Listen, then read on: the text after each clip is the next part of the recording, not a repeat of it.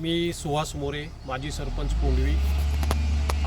मी इथे रहिवासी आम्ही इथे आहोत. आम्हाला असं म्हणायचं आहे 2005 सालापासून इथं फ्लड डॅमेज होतं आहे आणि प्रत्येक वर्षाला 7 ते 8 फूट इथं हा रस्ता खचला जातो आणि साधारणतः आज 21 वर्षे झाली. 21 वर्षामध्ये प्रत्येक वेळेला संबंधित डिपार्टमेंटने, नॅशनल हायवेच्या डिपार्टमेंटने इथे भराव करून आम्हाला रस्त्याची तात्पुरती मलमपट्टी करून दिलेली होती.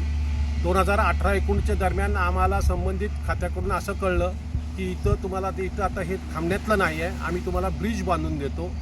आणि आता प्रत्यक्ष पाहणी केली असता आम्हाला असं कळतं आहे की इथं ब्रिज वगैरे काही नसून कॉन्क्रीट करून त्याच्यावरती रस्ता करून तुम्हाला देतो असं त्याचं चाललेलं आहे. आम्हाला एवढंच म्हणायचं आहे की गेले 21 वर्ष संबंधित या जो भराव केला जातो, मला वाटतं 50-50, 60-60, 70-70 डंपर इथं मटेरियल आणून टाकला जातो. मग 21 वर्ष प्रत्येक वर्षाला हे केल्यानंतर 21 वर्ष हा मटेरियल जातो कुठे याचं तरी ह्या संबंधित डिपार्टमेंटने त्याची चौकशी करणं गरजेचं होतं. जे काय भूगर्भशास्त्रज्ञ किंवा इतर तुमच्या आपत्कालीन जे हे आहेत डिपार्टमेंट यांनी ते सगळं बघितलं पाहिजे होतं. विशेषतः ह्यातलं काय केलं नाही आणि आता आम्ही या बाबतीत जर चौकशी केली तर हे आता आणि आम्हाला सांगितलेलं आहे 23 मार्च ते 23 एप्रिलपर्यंत संबंधित रस्त्याचं काम चालू आहे आणि त्यामुळं सर्व प्रकारची वाहनं इथं बंद केली जातील. त्यातही अवकाळी पाऊस आला तर आम्ही त्या कुठल्याही रस्त्याची जबाबदारी घेणार नाही असं स्पष्ट सगळ्या डिपार्टमेंटला त्यांनी कळवलेलं आहे नॅशनल हायवेनी. आणि कलेक्टरांचं तशी पत्र आलेलं आहे आणि म्हणून आम्हाला आता असं वाटतं की आता जरी यांनी कॉन्क्रीट करून सळ्या टाकून कॉन्क्रीट करून जरी केलं तरी आम्हाला शाश्वती आहे इथल्या स्थानिक लोकांना की इथं हे राहू शकत नाही. हे परत पुन्हा त्याची परिस्थिती तीच होणार आहे. आम्हाला शासनाकडनं अभिप्रेत असा आहे की हा रस्ता खचणार नाही याची आम्हाला गॅरंटी हवी.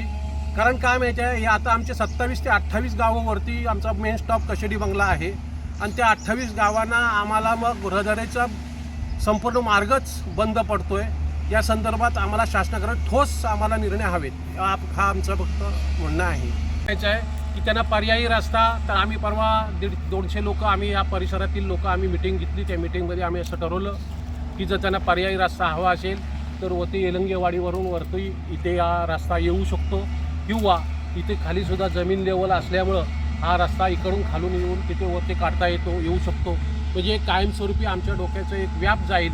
आमच्या शाळेत जाणारे विद्यार्थी आहेत, रोज दवाखान्यात जाणारे लोक आहेत, इथं परिचिल्ला एक उपआरोग्य केंद्र आहे तिथे जाणारे लोक आहेत, इथं स्वामी समर्थ मठ आहे. अशा स्वरूपाचं सगळं तिथे सुविधा असताना लोक त्यापासून वंचित राहत आहेत. आणि जर खेड डेपोच्या साधारणतः 4 एस टी आमच्याकडे चालू आहेत, त्यासुद्धा बंद करण्याचं त्यांचं मनोदय आहे आणि त्यांनी तसं पत्रव्यवहार केलं असं आम्हाला कळतं आहे. त्यामुळं आता आमचे रहदारीचं मार्गच संपतो आहे. या माध्यमातून आम्हाला योग्य शासनाकडनं आम्हाला योग्य तो उपाययोजना